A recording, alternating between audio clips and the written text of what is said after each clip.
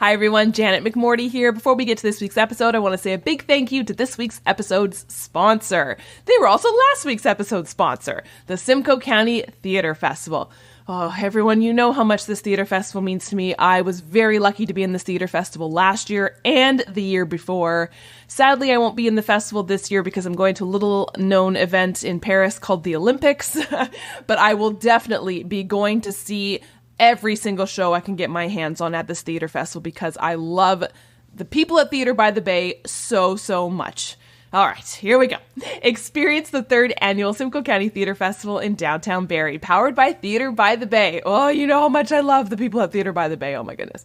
This year's festival features 7 new shows by local Simcoe County artists. We've got a play for every taste, including a children's opera, a contemporary jazz dance piece, comedies, dramas, and so much more. Running July 10th to the 21st at the 5 Points Theatre in Barrie. Join us for the Festival of the Summer and get tickets at theaterbythebay.com or call 705-735-9243. Once again, that's July 10th to the 21st at the 5 Points in Barrie. Yes, Toronto people, it is in Barrie, and I know Barrie seems like a universe away, but it's not that far. It's up the 400 highway, yes, but there's also a GO train you can take literally right to the theater, pretty much.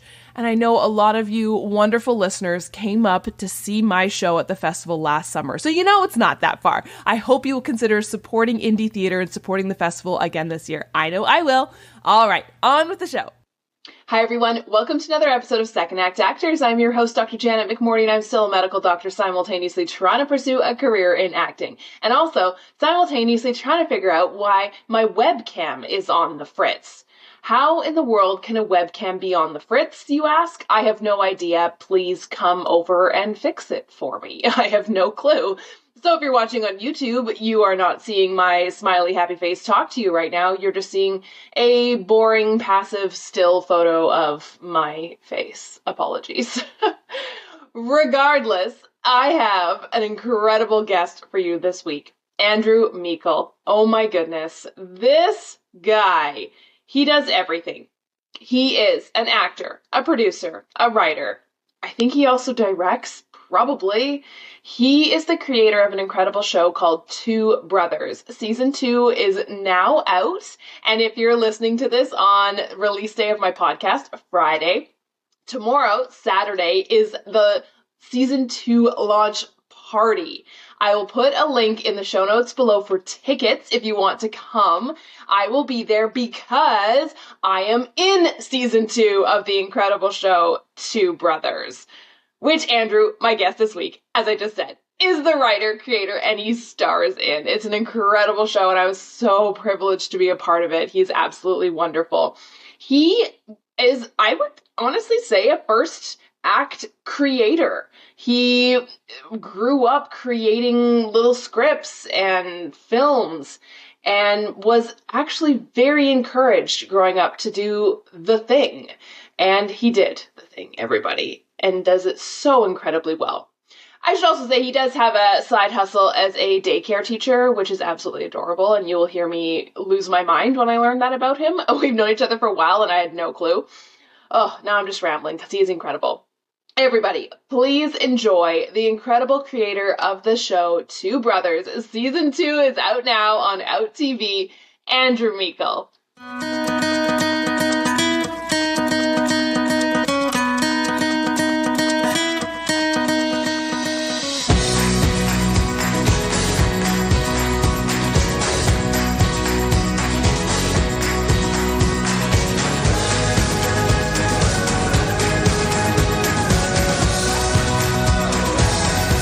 So tell me your story. How did you get into the entertainment industry? All right. Well, it is a long story, but I'll condense it a little bit. No, when I was younger, my mom just kind of noticed that I loved sort of putting on like little living room shows and plays and stuff for when her friends would come over. And at one point I asked for this is going to age me, but I asked for this like handy cam as a kid for Christmas. Do you remember those? I think we're very similar vintage, my friends. Yeah, I do. And you had to plug them into your like TV, like you couldn't go anywhere with them. So I'm literally like in my living room, like making all these videos and stuff like that. And I used to love this radio station. I can't remember who it was, but it was like I used to go around and be like, yes, yes, y'all, what's going on? Who's on the phone with? I think it was like Hooker and Dawn, and it was like that's what they would say for their radio station. So I was just like a really out there child.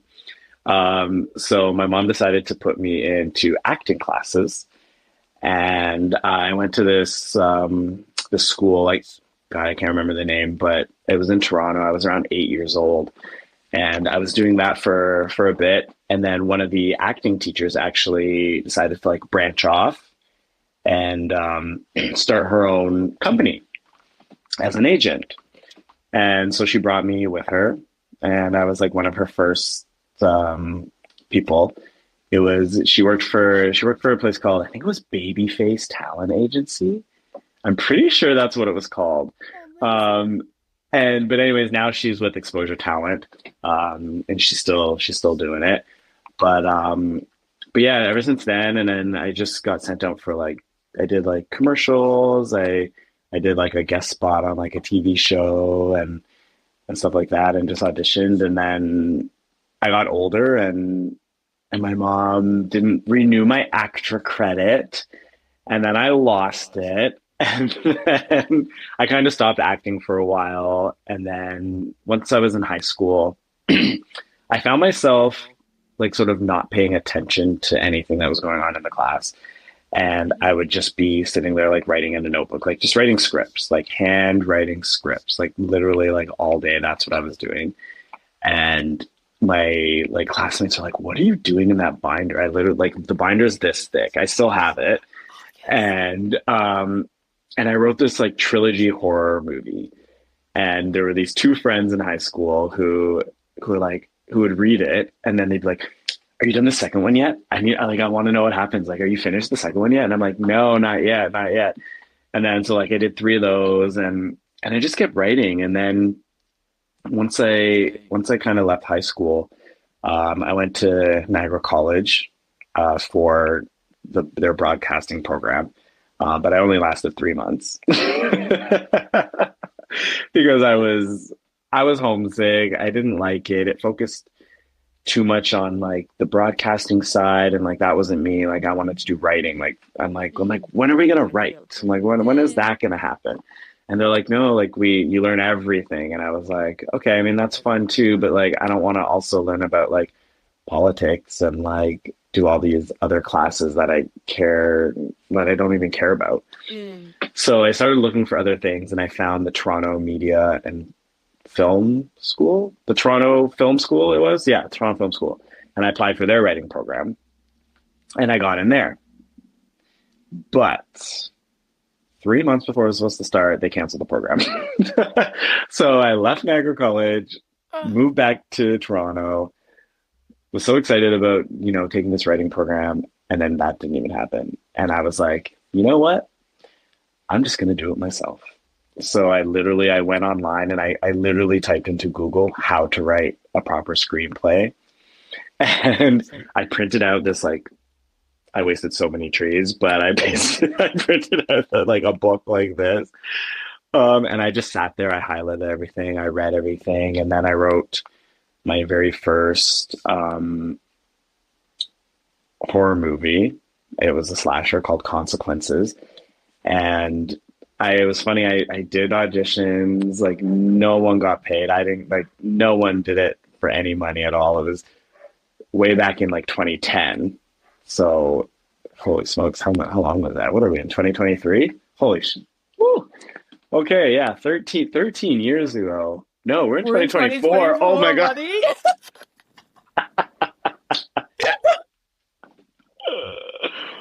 14 years ago.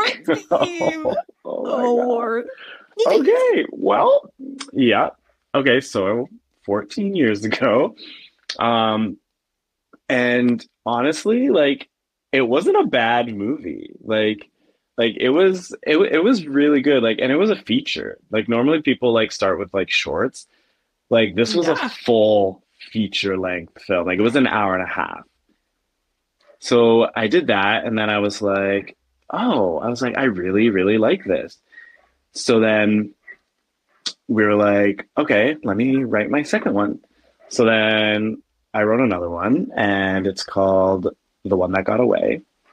And it's another horror movie based at a cottage. And literally, again, like everyone just did it to have fun and hang out. So we went to Muskoka. Luckily, I knew someone who had a nice cottage out there, um, in Hillsburg, Hilton.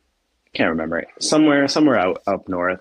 And we stayed at the cottage for like 10 days, and we just shot, and we hung out. We all slept together, not like that, but we like, you know, it was like summer camp. It was honestly like a summer camp, and I wish we could do that now. Like, you know, like I wish, like I know you need to make money, and you need to, you know, people need to work and pay bills and eat and blah blah blah.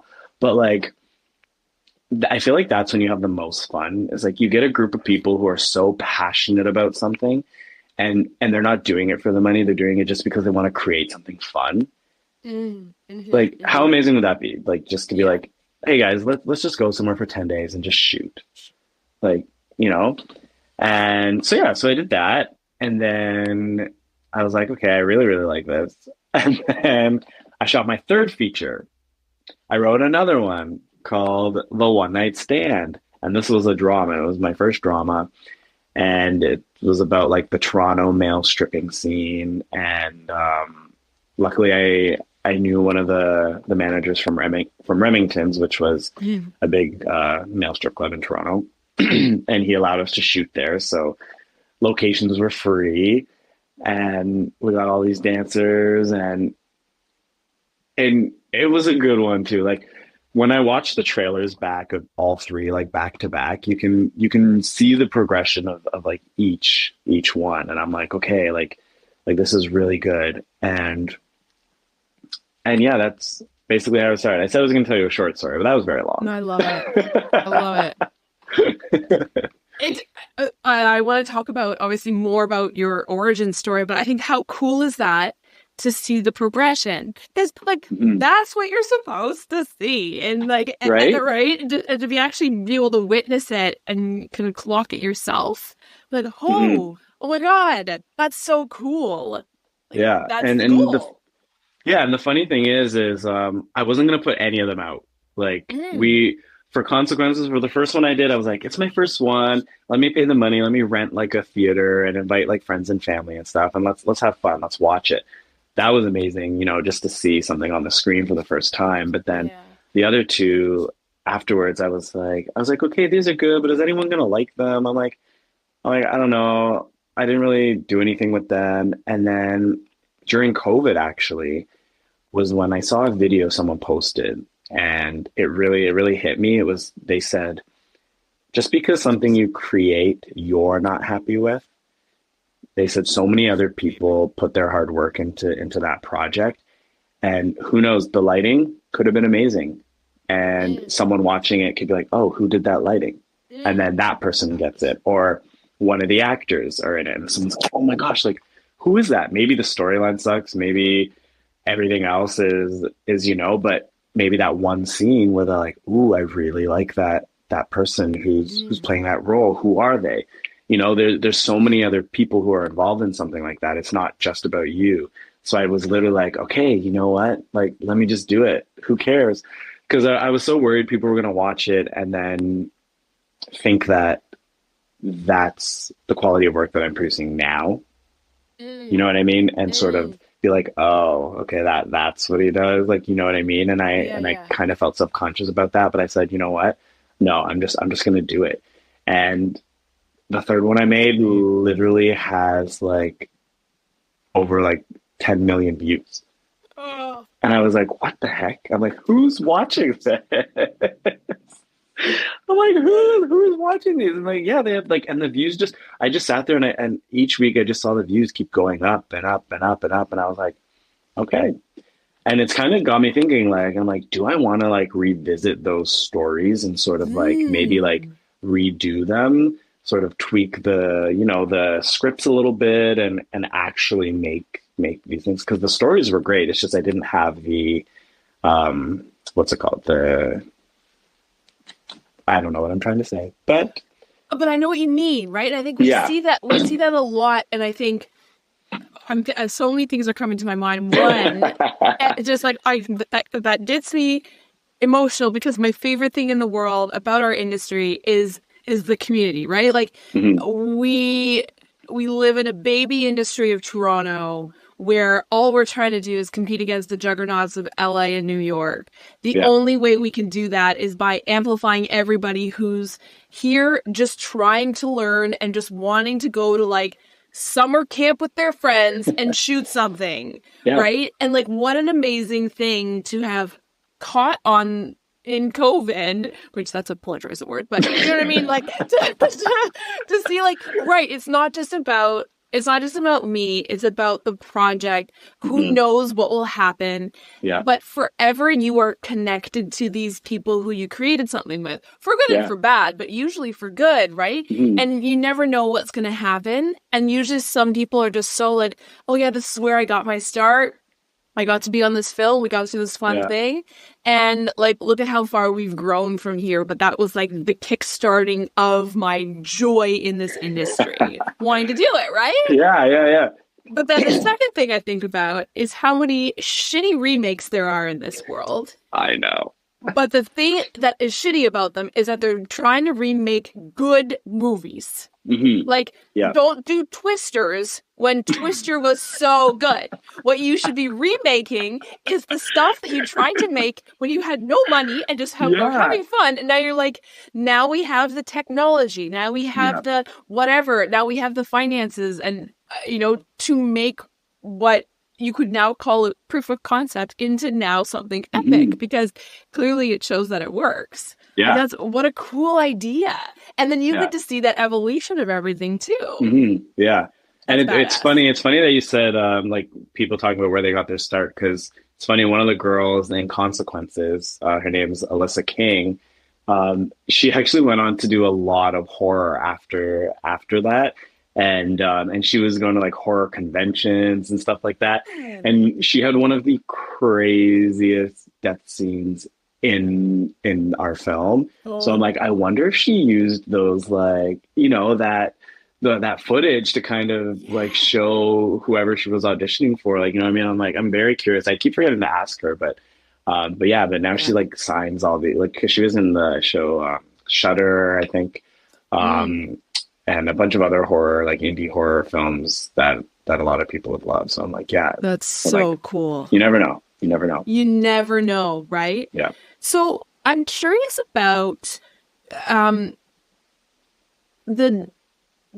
you have a shadow career? Like, is screenwriting your job, or like, what do you have to do to maintain that? Do you have to have another, you know, what pays the bills? Does it allow you to do the screenwriting? How does it work day to day for you? Well, I've been a daycare teacher for the past 10 years. I know that. Yeah. Oh my God, if I had children, I'd want you to raise them. Okay, I did not know that. That's really cool. Yeah. I don't do it so much anymore, because I'm trying to really focus on this part of my life now. But yeah, that's pretty much that was my, what do we call it? What do we like to call our Monday to Friday job? Shadow career, which everyone laughs because like, or like the Joe and the Jane job, or like the day job or whatever. Like, I don't know what you're supposed to call it. The big girl. There's a word for it, but I can't remember what it's called. The realistic career path. The societally acceptable one. Yeah. Yeah, the one where you're not constantly checking your email to see if you book something. Yeah, if you're going to work next month. Yeah. Well, so again, so you have a nice blend, as you're an actor as well too. And actor, screenwriter, did you find you were ever told growing up, like, you shouldn't be doing this? That's not reasonable. That's not responsible. How in the world are you supposed to make money with that career at Flip Whimsy? To be honest, no. Like, I love that. like no. Like my mom's always been supportive, and my partner's always been supportive. With everything that I'm doing. Like even if we're very unsure about what's to happen next, because this career is very, it's very, what's the word I'm looking for? It's unpredictable. Yeah, sorry, it's unpredictable. Like you never know what's gonna happen. So it's kind of like you got to take it day by day. And he's the one who kind of like has been like encouraging me to like find more stuff in the film industry and stuff like that. He's like just go for it, like just do it. And I'm like, yeah. Do you have any advice for anyone who is wanting to get into this industry or is currently in it and struggling with that unpredictability? Whew. I mean, honestly, there's going to be tough days. Like there's a lot of days where, you see a lot of people like booking things that you went for and kind of like seeing people book like 5 things in a row, and you're like, I haven't gotten an audition in 2 weeks. And the thing that I one word of advice that I would say is that, number one, you're auditioning, so someone's seeing you. Like out of all the headshots they had to go through, they picked yours, right, to get a tape. They're not going to pick everybody. So that's a win in itself, right? Because maybe you're not right for this role, but they know who you are now. And, they might be like, oh, you remember that person, that tape we saw? Like they might be good for this one. And then they'll keep calling you and calling you. Yeah.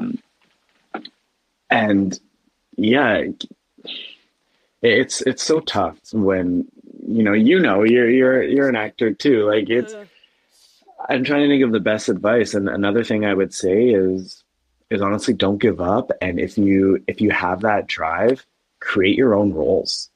You know what I mean? Create the stuff that you want to see. I did a talk and I told people, I said, look, this is what you got to do on your downtime. Everyone has a phone. You have a phone. And if you don't have a phone, you might have a laptop, or someone has a phone. Phones are really good these days. Get some friends together, throw together some sketches. You know what I mean? Write some cool sketches, do anything, throw it on YouTube. Because that way, even though you're not working or you're not, doing things like booking things, you're still working on your craft and sort of building yourself up that way, right? And again, you never know who's going to see it.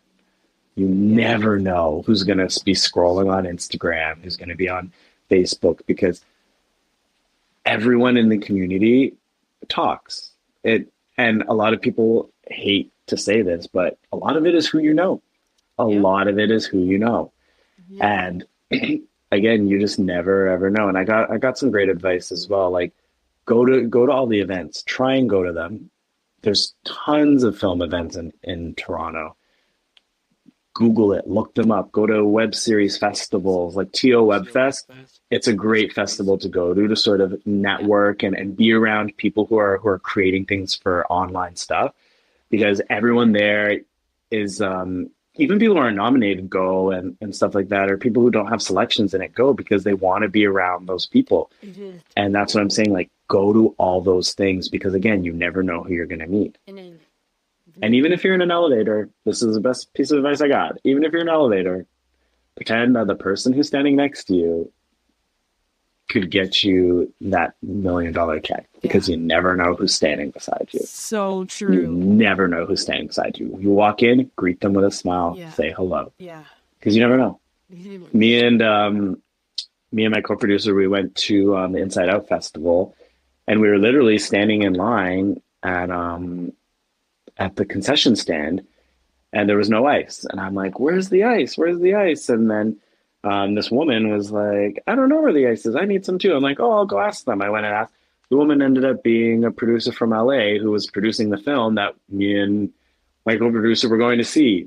And then after the film, when we went down to the networking area, she was there with the other producer, with the lead actors of the film. We got talking with them. Then they followed us on Instagram. Then they, said, whenever you're in LA, let us, like, you never know. And that's the great part about it. I think that's such fantastic advice. And it's something that I get asked quite a lot is, how do you network properly? How do you network without coming off as like a complete douchebag? Because it is an art form, honestly. Actually, it's a science. And I kid you not, I literally just interviewed a networking scientist who like teaches networking at MIT to like people who don't know how to network because they're like socially awkward, like myself as a scientist. But it's basically that exactly what you said, right? Yeah. You go in, you're there to genuinely enjoy what people are creating. You're not going in with like, okay, I'm going to have this conversation with you, person, but my ears and eyes are going to be scanning, looking for someone who can get me further, and I'm not really listening to you. Yeah. You're just, like you said, you're being a human, doing a human thing, getting ice, and then these people are like, look, normal humans who are also creating things. Yeah. Like, that's wonderful. That makes me so happy. Yeah, no, that's the best piece of advice I can give. I love that. Has there been anything that surprised you about the entertainment industry? I think that surprised me. Let me think. In what sense? I guess maybe I don't know if it's maybe recently, like kind of as you're going through it in the last couple of years, have there been any surprises? Because you've like so much has happened in your career, things have kind of really amplified. Has anything been surprising as you're traveling and navigating that? I guess one thing I could say is like the thing that surprised me is sort of how much actually goes into making something. like you know what I mean? Like, because when you're on set as just an actor, you see people running around, but you're like, okay, like, yeah, they do that, they do that, they do that. But then when you're sort of doing it as a producer as well, like there are so many roles, like so many roles, like because. Like the first time around when we shot season 1 of my show Two Brothers, we were still learning. Like we shot it for a micro budget, you know what I mean? Like we were doing everything pretty much. Me and my co-producer Alicia, who you also know, but like we were both just doing everything. So when it came to season 2, and we got the Bell Fund grant, and now we're an Out TV original series, and we got on there, so now we have a bigger budget, and now we're realizing, oh, we don't have to do everything. Oh yeah. So I guess yeah, like that really surprised me. Like you need someone like specifically for like paperwork, because it gets lost in the cracks so easily. Like that person literally needs to be sitting at their computer the whole time, looking at emails, organizing all the emails, the contracts, everything. Like, and then, oh yeah, but then you also need someone on set who's also doing stuff like that, like all of the sheets and the time sheets and signing people in and signing people out. And I think that was the most surprising, but I learned a lot. It helped me really learn a lot. It helped me learn that I don't want to do that anymore. Honestly, so important. Yeah. Like it helped me realize, okay, I don't want any part of that. I don't like, maybe the producing part isn't my forte. I mean, that's not true. Like the producing creative part is what I love doing. Like I love doing that part, but I hate doing everything else, grants, budgets. No, I'm my mind doesn't work like that. So thankfully for Alicia, who helped with all that stuff, because yeah. she saved me. Let's talk a bit about Two Brothers, because Okay. I am strategically, spoiler alert to you, like you already knew this is going to be released right before the launch party happens. Oh, nice. Yes. A method to my madness. So if you don't have your tickets yet, it's tomorrow. Yeah. Follow the link below. Right. Yeah. Yeah. But let's talk about Two Brothers. So tell me about how that all came to be. Like you had already told a little bit about the micro-adventure that season 1 was. Now we're into season 2. You wrote it, yes? Yeah. And tell me what was the nexus of it? How did it create? Well, here's another long story. Yay! No, so let's rewind back to how I told you I had that binder I was writing in class. So I went to a trailer park growing up as a kid. My grandmother would take me there like every single weekend. Like every weekend we would go. And I formed a really great bond with all the kids there. Like we were like a little family. My cousin actually also went there, so I actually had family there. But we were like all of us were so close. There was a whole group of us, and I started writing a show called Four Seasons, and I would bring it back to my school. The same 2 high school friends who would read my other stuff, they'd be reading it, and they're like, "Ooh, when's the next episode coming out?" Blah blah blah blah. And I was like, "Cool." And then me and my friends, when I got an upgrade to my handy cam, I brought it to the trailer and we filmed a little bit of this Four Seasons thing. And I was like, okay, this is fun. Now fast forward to when I'm getting serious with things. I said to myself, let me revisit that show. Like, let me go back. Let me read it. Let me make it a little bit more adult so that, young adults would want to watch it, because when I wrote it, I was in high school, so you can imagine what the dialogue was like back then. Back in 2007, you can imagine what the dialogue was then. Woo! And then I decided to do it kind of like how I did with my feature films, find people who were willing to just, create something fun. We were actually going to film on location at the same trailer park. I held auditions.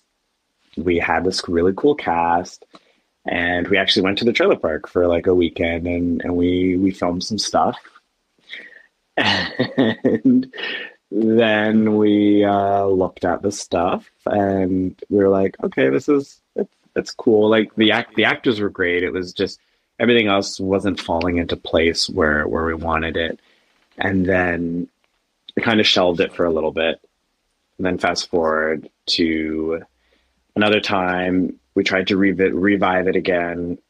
And then it just didn't happen. And I was like, I don't know why this isn't working. I don't know if it's the location. I don't know if it's the story.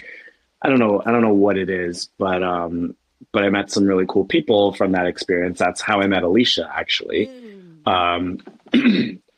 She auditioned for a role that she didn't end up getting, but I liked her audition so much I actually wrote a role in for her.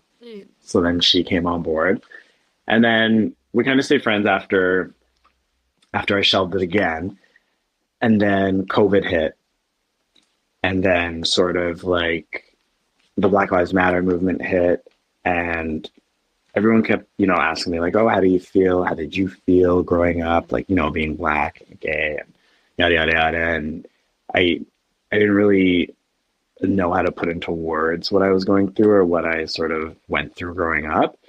And then I honestly don't know how it came to me, but I was just sitting there one day and I was thinking, I was like, what if I redid this show, but I made it about 2 Black fraternal twin brothers. Originally, I wanted it to be identical twins, but I couldn't find any.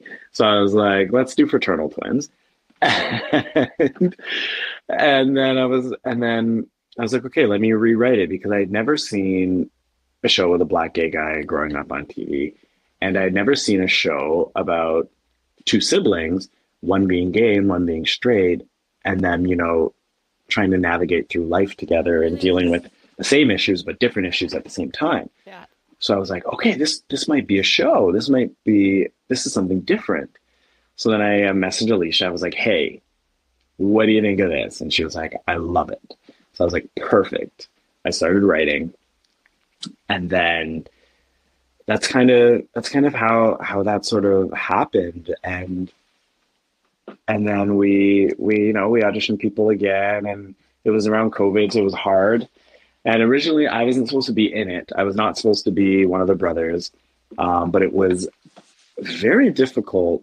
I don't know if it was because it wasn't paid.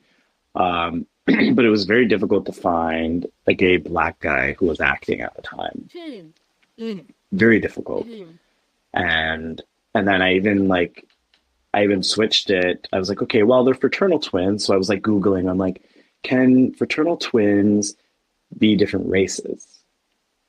And it's possible. So I was like, okay. I was like, so maybe the gay character could be white, and Aiden's character could be Black. And then that's a whole other dynamic. You have the white brother who has all, the white privilege, but he's gay. So that's how he, has to deal with, society hating him that way. But then you have this other brother who's Black and, dealing with racism.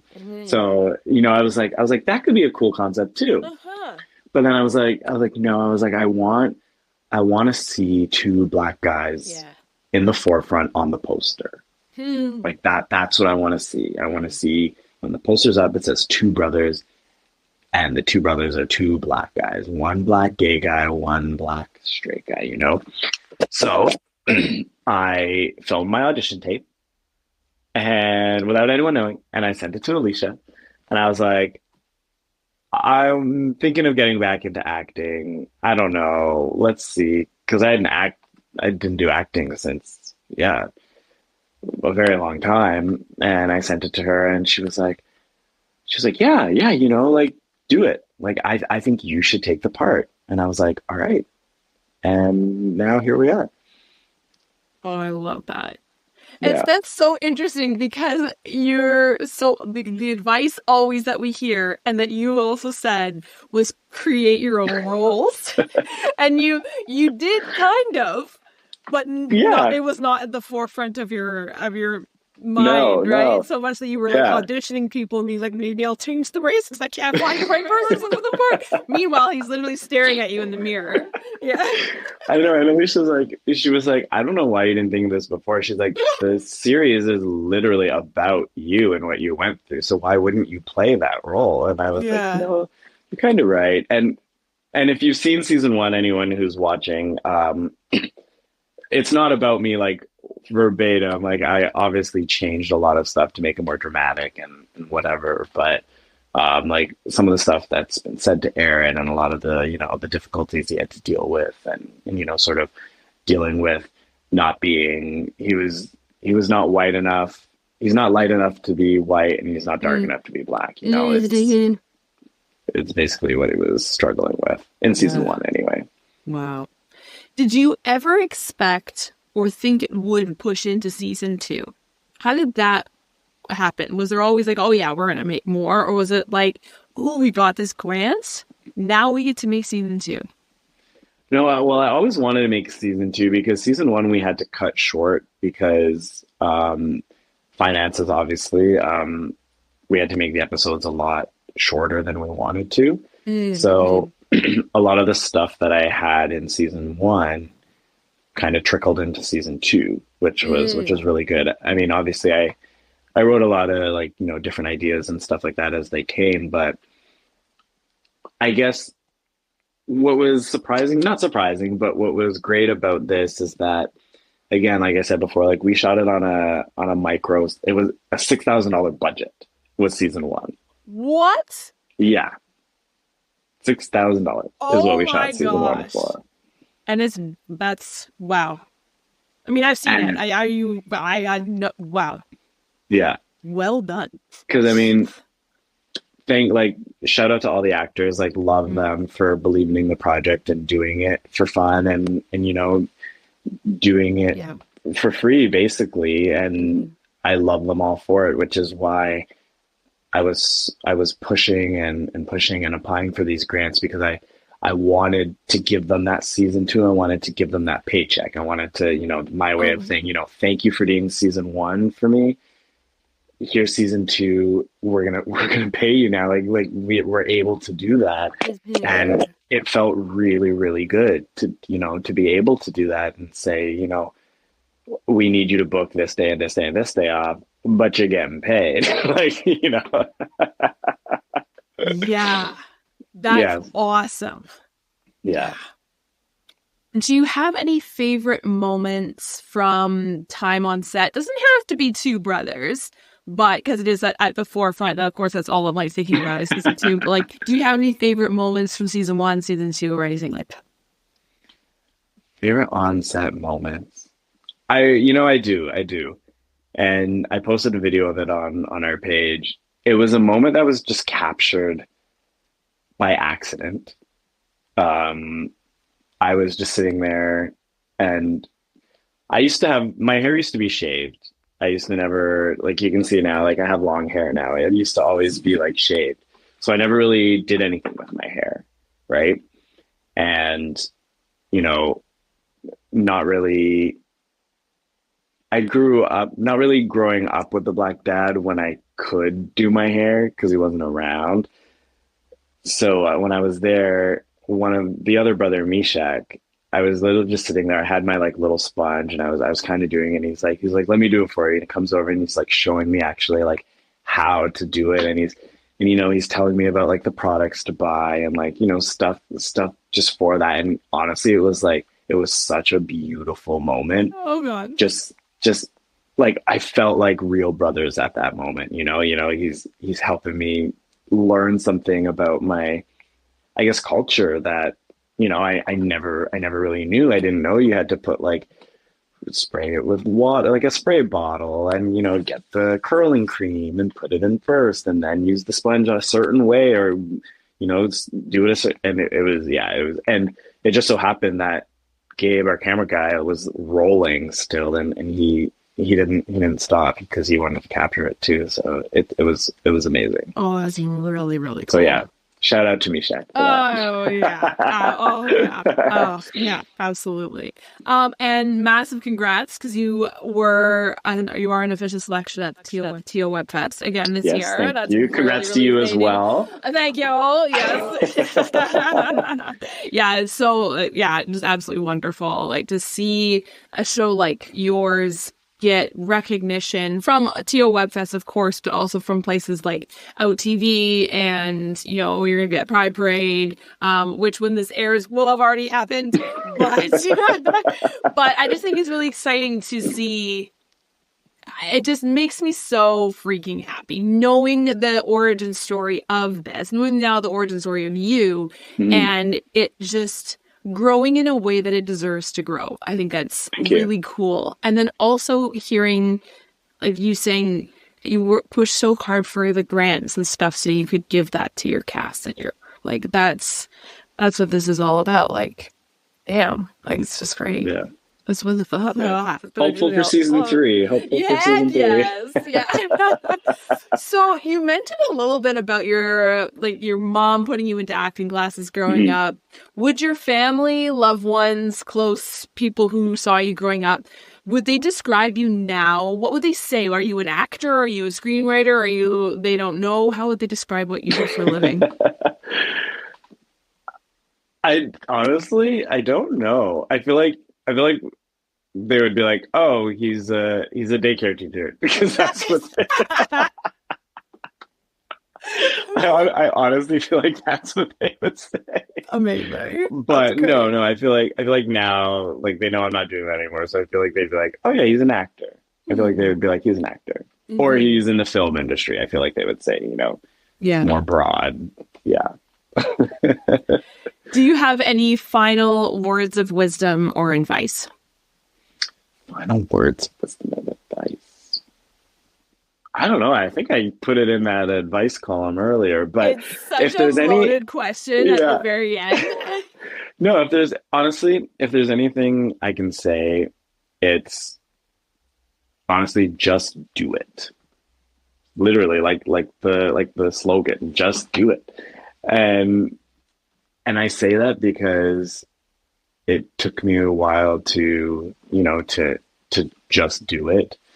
And, because you're scared, you don't want to fail.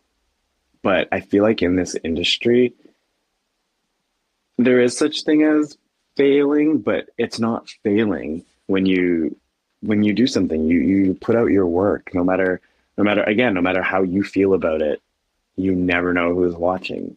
Like Issa Rae, she had that YouTube show, and now it's on HBO. It's like, what? If only someone would be scrolling on YouTube and is like, yes, I'm taking that show, But honestly, like, just do it and reach out to people. It never hurts. Like, grab a coffee with somebody, like it never hurts, and build that network of people, and go to lots of events. Like our event tomorrow night. Because we're all going to be there. Yeah. The producers, the casting directors, the actors. I think of this event as like, it's our launch party, but it's also a huge networking opportunity as well. So find those events, not just ours, but find those events and go to them. Absolutely. I love that. Tomorrow night, El Macombo. Taking information with We're going to party. And Janet's episode is playing, so you guys got to come in and support her as well. I will. I gotta say, just as we're wrapping up, it was such an honor to be in your show. Like, it was just so great. I remember driving there and just like doing this in my car, being like, I get to act with Alicia. Like, I get to be in a scene with her. Like, how freaking cool is that? And like, I get to see like you in your element. I get to see people that I have watched from afar in their element, doing their thing. I think that was even the night that like you were looking for an actress to play someone's mom, and we like got L.A. Sweeney in. Like, it was just one of those great. It was the epitome of what I love about this industry. So thank you. Thank you for doing it. Joy. It was a true joy. Yeah. Anytime. If you want to make that doctor a recurring character, you know where to find me. Yeah. I feel like a lot of people are going to be in the hospital throughout the many seasons to come. So good. Me and Ari. I was like, why am I blanking on his name? I feel like you guys should be married. Like, I feel like you guys should be a couple. That. We just took an acting class together, so now we know we're tight. Perfect. Good. We'll be the power couple and the Dr. Power couple. Yeah, like Meredith and McDreamy. Was she with McDreamy or Steamy? I think she was with both. I have no idea. Yeah, I don't know. I'll be McTigney. Okay.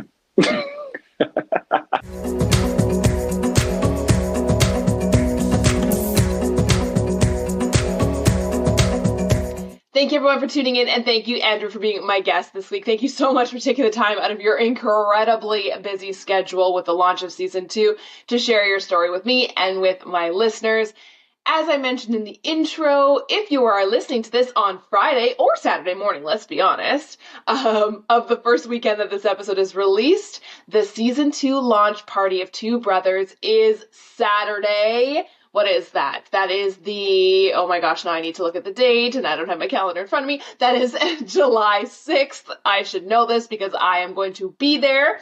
And you can come and celebrate with the entire cast and crew of Two Brothers, including Andrew, whose amazing story you just heard. It's going to be so much fun and an incredible networking opportunity with people from the industry, more specifically people within the Toronto film industry. And I hope to see you all there. It's going to be an absolute blast. I hope you'll all tune in next week for another episode of Second Act Actors, and hopefully my webcam will be fixed. Bye!